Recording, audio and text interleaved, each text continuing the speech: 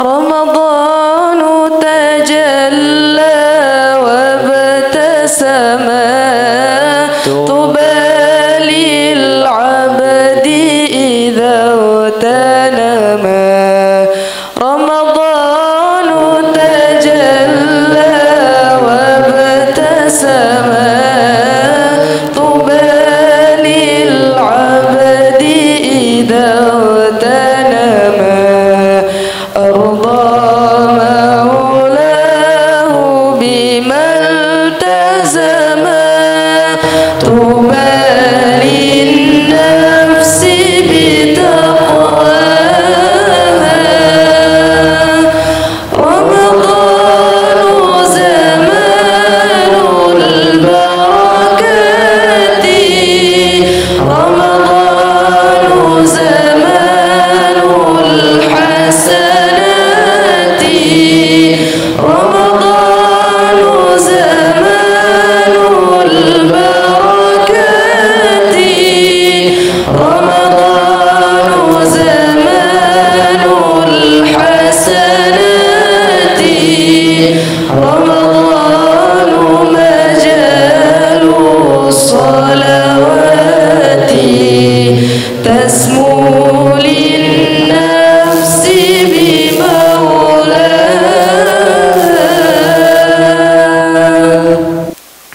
إلى حضرة النبي المصطفى محمد صلى الله عليه وسلم وإلى مؤلف هذا الكتاب وإلى جميع مشايخنا أعادنا الله علينا من بركاتهم وأنوارهم وأسرارهم وقد الله حوائجنا ببركتهم وأصلح الله تلاميذنا وأولادنا وبناتنا نهدي لهم الفاتحة أعوذ بالله من الشيطان الرجيم بسم الله الرحمن الرحيم الحمد لله رب العالمين الرحمن الرحيم مالك يوم الدين إياك نعبد وإياك نستعين اهدنا الصراط المستقيم صراط الذين أنعمت عليهم غير المغضوب عليهم ولا الضالين آمين Bismillahirrahmanirrahim. Halaman 22. Faslun fi furudil wudu'i. Adapun pasal ini ialah menerangkan fardu wudu.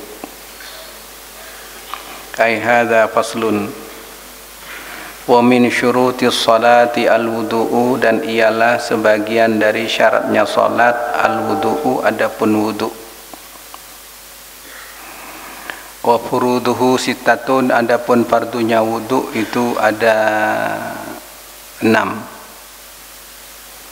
Al-awwalu, adapun yang pertama, niyatut taharati lis-salati bil qalbi.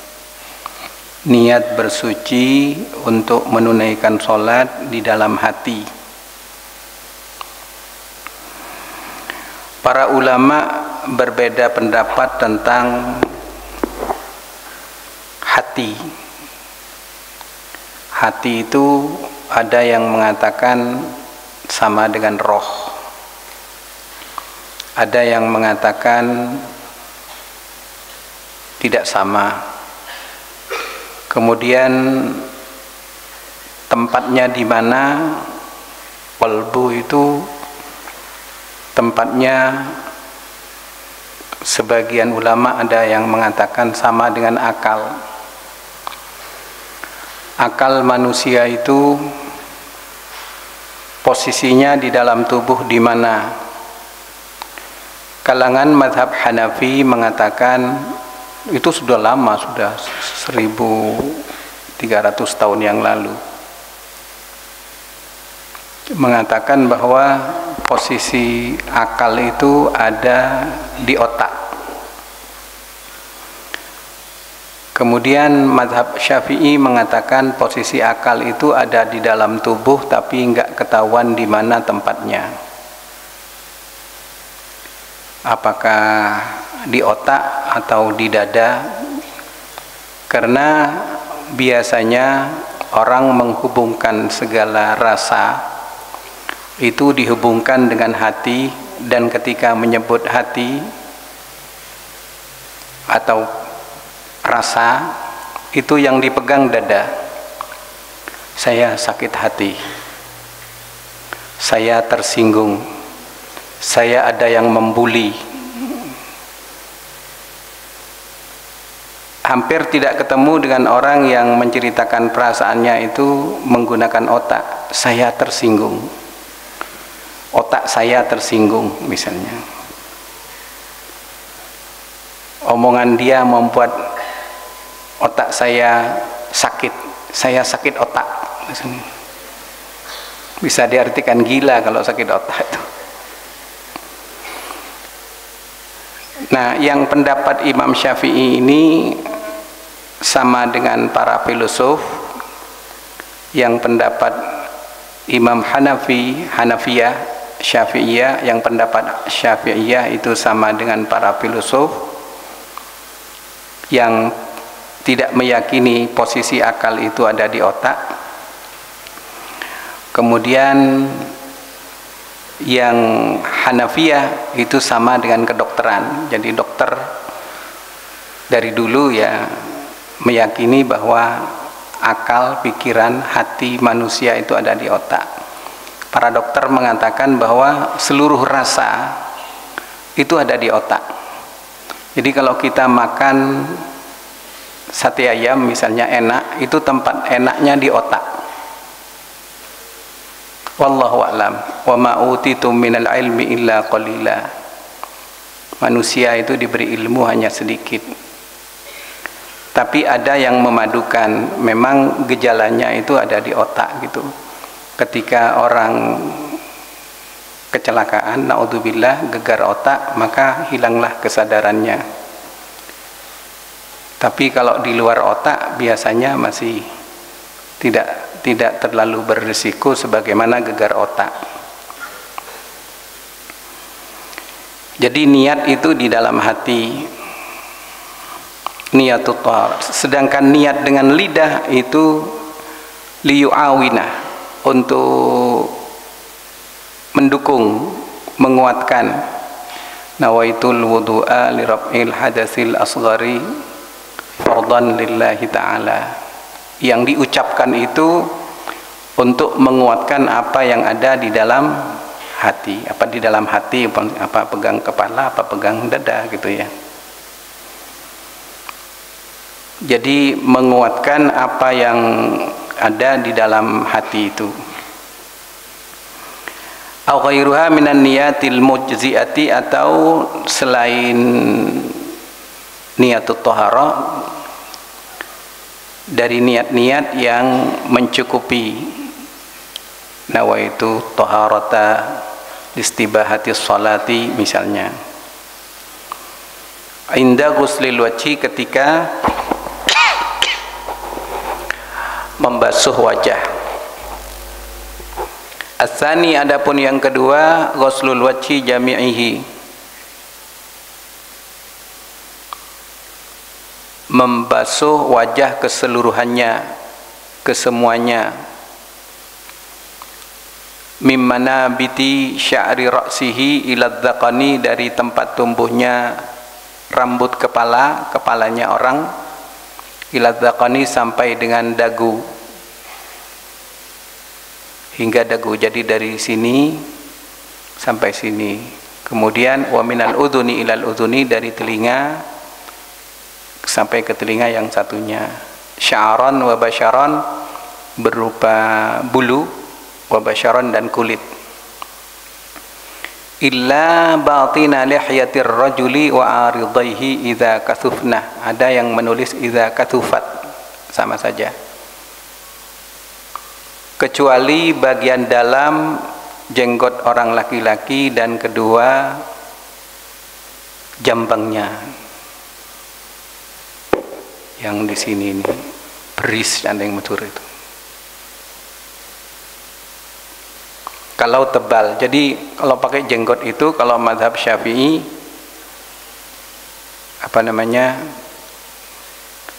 bagian dalam jenggot tidak wajib dibasuh sebagaimana wajah gitu.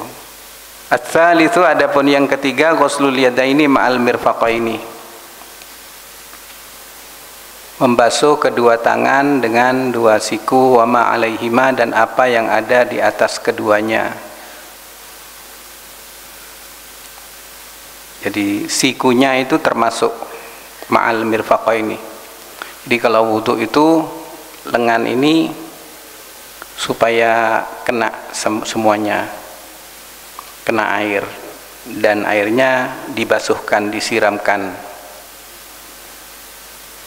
baik pakai pet ataupun disiram pakai gayung atau dicelupkan sama saja. Ar-rabi'u, yang keempat, mashur ra'si au ba'dihi, membasuh atau mengusap seluruh atau sebagian kepala sekalipun sehelai rambut. Yang dimaksud kepala ialah tempat tumbuhnya rambut di bagian atas ini. Kalau aridah tidak termasuk. Jadi sebagian di sini walau sya'ratan fi haddihi, walaupun atau sekalipun sehelai rambut dalam batasannya, ya seperti yang kita lakukan sehari-hari itu. Al-khamisu, yang kelima, ghuslur rijlaini ma'al ka'baini, membasuh dua kaki sampai dengan mata kaki. Au massul khuffi idza kamulat syurutuhu, atau membasuh khuf. Khuf ini sepatu, tapi ini enggak ada kalau di sini, di daerah dekat kutub gitu, daerah yang selalu bercuaca dingin. Khuf itu sepatu yang terbuat sejenis alas kaki yang terbuat dari kulit atau bahan lain yang menutupi seluruh bagian kaki dari telapak hingga mata kaki ke atas. Tapi di bawah itu tidak ada alasnya, lucu gitu. Kalau kita melihat lucu, di bawahnya itu nggak ada alasnya, cuman atasnya saja menutup mata kaki, menutup kaki bagian atas sampai mata kaki ke atas. Itu sebagaimana diterangkan dalam syarat-syarat penjelasan menggunakan khuf. Ini tidak digunakan di sini. Faslun fi nawaqidil wudu'i, ay hadza faslun, adapun ini ialah pasal fi nawaqidil wudu'i, di dalam menerangkan hal-hal yang membatalkan wudu. Wa yanqudul wudu'a, dan membatalkan al-wudu'a pada wudu, ma, apa sesuatu, kharaja yang keluar, apa ma minas sabilaini, dari dua jalan, illal maniyah, kecuali air sperma. Wa massu qubulil adamiyyi, dan menyentuh kemaluan anak Adam, aw halaqati duburihi, atau lingkar duburnya, bibatnil kaffi, dengan perut telapak tangan, bila hailin, dengan tanpa pembatas, tanpa penghalang. Kemudian walam subasyaratil ajnabiyati, menyentuh kulitnya perempuan yang bukan mahram, ma'akibarin, yang sudah balik. Wa zawalul aqli la nauma qa'idin mumakkinin maq'adatahu, dan hilang akal tidak termasuk membatalkan kalau tidurnya orang yang duduk tegap, tidak bersenden, tidak bersandar. Sesuatu yang membatalkan wudu ialah keluarnya sesuatu dari lubang depan dan belakang, berupa apa saja, angin, benda, walaupun keluar benda berharga misalnya, itu batal, kecuali air sperma. Kemudian menyentuh kubulnya anak Adam, walaupun kepunyaannya sendiri, menyentuh kemaluannya dengan telapak tangan dengan tanpa alas. Kalau ada alasnya, kayak alas plastik itu, nggak batal. Termasuk juga kalau kita nyiwai adik kita, menyentuh lubang duburnya misalnya, Itu kalau tanpa penghalang batal wudhu kita. Kemudian hilang akal. Kalau tidur itu bergoyang-goyang, itu dicurigai batal gitu ya. Kemudian tidur yang tidak batal itu menurut prakteknya ialah tidurnya orang yang duduk yang tidak bergerak. Anak-anak, mumpung Ramadan, gunakan wirid yang banyak. Wirid yang banyak, mumpung kesempatan janji Allah, janji Rasul di bulan Ramadan itu doa-doa akan dikabulkan. Sayang itu kalau enggak digunakan dengan sebaik-baiknya. Al-Fatihah.